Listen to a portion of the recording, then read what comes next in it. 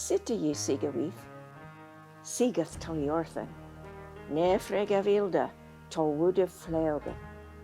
Theo je swa gemindiga, minus goddess, swa bith mana je wilch, metis and ethelus.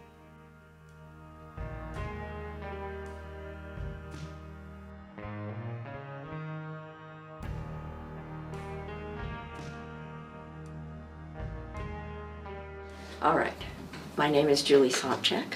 I'm a beekeeper, and I love making this film. I'm Tom Sobchack, also a beekeeper, and together we make a wonderful team.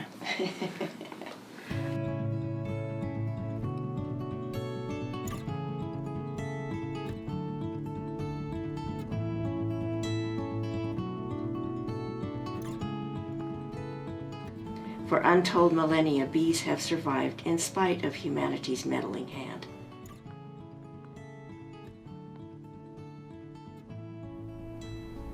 Now there are occasions when 1 year's set of bees survives the winter, and you start up with a growing bunch of bees in the beehive. And so you don't have to start over. Yeah.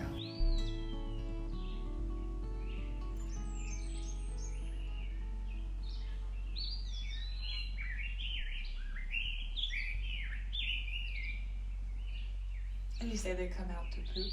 Yes, they do. They will not defecate in their house. So if the day is warm enough and it's about 45 or 50, you'll see bees coming out, and then you'll see little yellow spots all over the snow where they have defecated, because they will not go in their hive.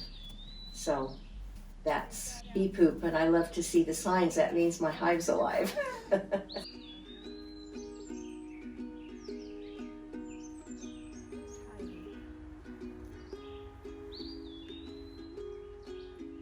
It's like the spring. I mean, you know, your winter can be tough and difficult, and you skid around on the streets, and you get too freezing cold and so forth. Spring obviously changes all that, and it does make you think about birth and growing. Definitely. All the animals, you know, give birth in the spring. And so the bees are, again, the same kind of marker. When they begin to fly early on, it makes your heart sing, because you know the weather is now warmer and the plants are going to grow, and the bees are going to help the plants, and you're going to help the bees. So that's it's a big circle. A nice and it just feeling. keeps turning and Right. turning and turning.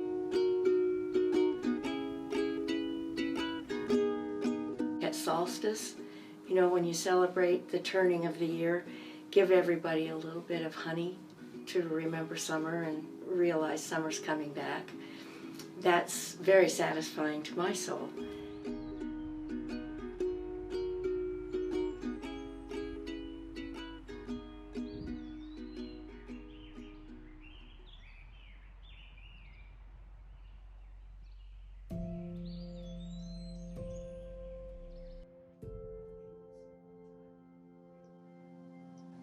You do what you do, but the first thing you do is to read a manual.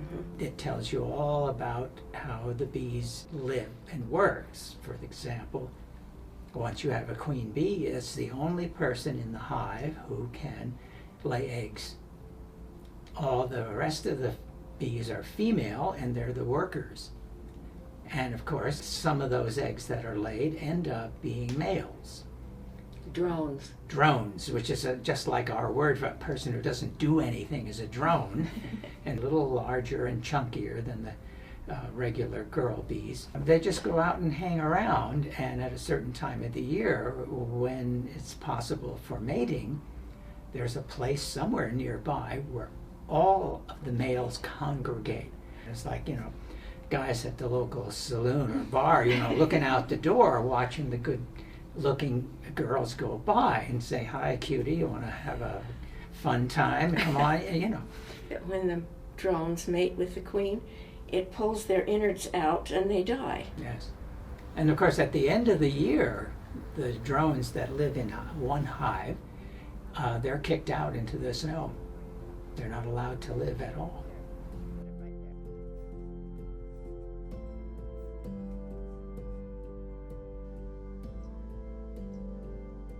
They go to all the flowers.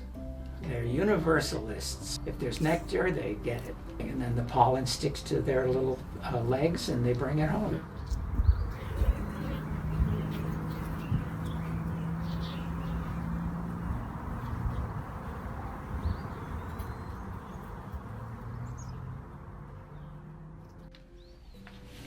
Do you want to go first?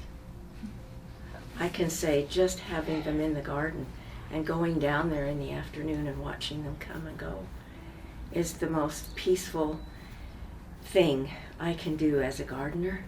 It centers me, it grounds me to see this flow of life and hear their sound, and they brush past your face and they leave their air with you. I love that. Those little openings. I mean, that's an aesthetic reality. There's no question about that. But if you combine that with a nice crop of honey, and you have 12 of these in a big box, our size. The home thing is 8. You get 8 of these per layer, and you might have 1 or 2. My favorite honey is what comes from the backyard bees. It's a little bit different every year. Yeah, you know, whatever depending people are on what's growing, growing really well. But it's so mellifluous compared to store-bought honey. And it's the best honey in the whole world. Backyard honey gets a wide variety of pollen from a wide variety of flowers and crops of one kind or another. At the farmer's end, It gives you the best taste. It tastes like a million flowers. Yes, they're all and you different. put that on your toast in the morning, and there's millions of flowers just bloom in your mouth. It's perfect.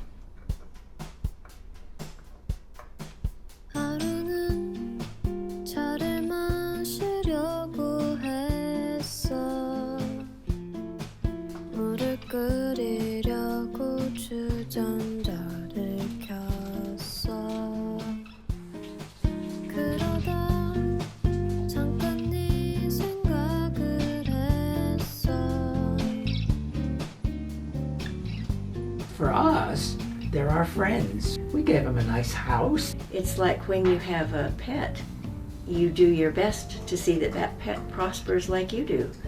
It gives you a connection. I feel the same connection with my bees that I have with my cat. You know, they're all my little friends, and I just love visiting with them. They won't sit on my lap like Buster does, but we know each other. I feel that.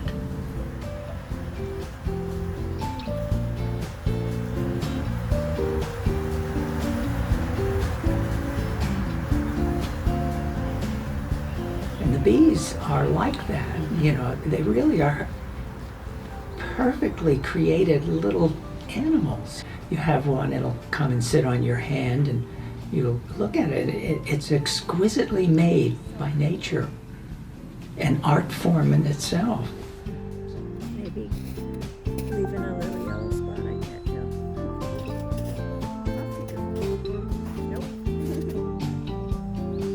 So you hope that what you're doing on a small scale helps, and that somewhere there's other people doing the same thing, and that someday there will be so many doing the right things that the planet will heal itself. That's my hope, and that's what bees have taught me. I'd have to agree with that. It's a very good feeling to do it, Yes. and of course to promote Yes. beekeeping. Anytime anybody says, "Oh, you're keeping bees," I said, "Oh yeah, you can do it. You know, this is not hard. It's Yeah. not difficult. They're very nice and pleasant creatures, and Easy to work with. you know, they're not going to sting you or anything. They only do that if you I love do my something bees. naughty." Mhm. Yeah. Yes.